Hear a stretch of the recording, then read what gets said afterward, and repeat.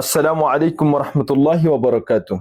সম্মানিত শরণার্থী ত্রাণ ও প্রত্যাবাসন কমিশনার RRC সংশ্লিষ্ট ক্যাম্প কর্তৃপক্ষের প্রতি আমাদের জরুরি আহ্বান।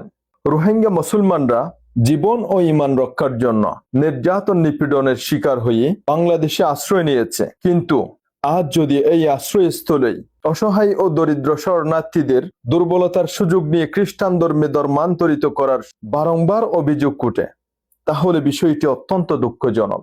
আমরা রোহিঙ্গা সম্প্রদায় স্পষ্টভাবে বলতে চাই, জীবন রক্ষা পাওয়ার পাশাপাশি ঈমান ও ধর্মীয় পরিচয় রক্ষা ও রোহিঙ্গা মুসলমানদের হিজরতের মূল উদ্দেশ্য।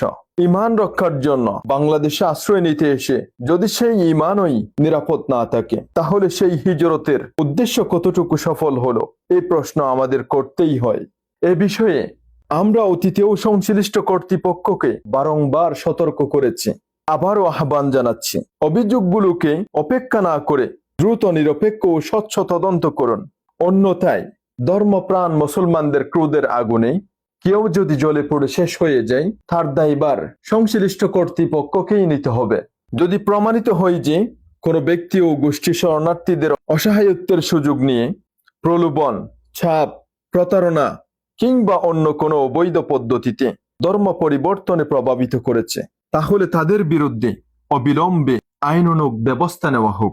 কোটি কোটি টাকার প্রজেক্ট হাতে নিয়ে মুসলমানদের খ্রিস্টান ধর্মে দীক্ষিত করার অভিযোগ ওঠা সকল ব্যক্তিদের বিরুদ্ধে আইনানুগ ব্যবস্থা নেওয়া হোক। রোহিঙ্গা ক্যাম্পের ভিতরে থাকা অবৈধ নব্য সকল খ্রিস্টান গির্জা গুড়িয়ে দেওয়া হোক। রোহিঙ্গা সম্প্রদায়ের মধ্যে কোনো সময় খ্রিস্টান ছিল না। যারা হয়েছে তারা প্রতারণার ফাঁদে পড়ে হয়েছে। যারা খ্রিস্টান ধর্ম গ্রহণ করেছে তারা অশিক্ষিত এবং অতি দরিদ্র। তাই তাদের কাছে অবিলম্বে ইসলাম ধর্মের সৌন্দর্য উপস্থাপনের জন্য পুনরায় সরকার কর্তৃক সুযোগ করে দেওয়া হোক। একই সঙ্গে ক্যাম্পে এমন কোনো কর্মকাণ্ড চলতে দেওয়া যাবে না যা সাধারণ রোহিঙ্গাদের মধ্যে বিভ্রান্তি, বিভাজন, উত্তেজনা সৃষ্টি করতে পারে। আমরা কোনো ধর্মের মানুষের বিরুদ্ধে নয়, কিন্তু কেউ যদি মুসলমানদের অসহায়ত্বের সুযোগ নিয়ে আমাদের ঈমান কেড়ে নিতে চাই, আমরা তাদের জিহ্বা কেড়ে নিতে দ্বিধা করব না। আমাদের ঈমানের প্রশ্নে কাউকে ছাড় দেওয়া হবে না। আর রোহিঙ্গা ক্যাম্পের সম্মানিত প্রতিনিধিগণ, বিশেষ করে UCR এর প্রতি আমাদের আহ্বান, সাধারণ রোহিঙ্গাদের উপর কোনো ধরনের অবিচার, হয়রানি, অধিকার লঙ্ঘন কিংবা ধর্মীয় বিষয়ে অনিয়মের অভিযোগ দেখা দিলে তা গুরুত্বের সঙ্গে পর্যবেক্ষণ করা আপনাদেরই দায়িত্ব। কিন্তু দুঃখজনকভাবে আজ পর্যন্ত কোন রাজনৈতিক ব্যক্তিত্ব এবং তথাকথিত সামনের সারিতে থাকা কিছু জেনজি এই বিষয়গুলো নিয়ে, বিশেষ করে ধর্মের সঙ্গে সংশ্লিষ্ট বিষয়গুলোতে কখনোই মুখ খুলতে দেখেনি।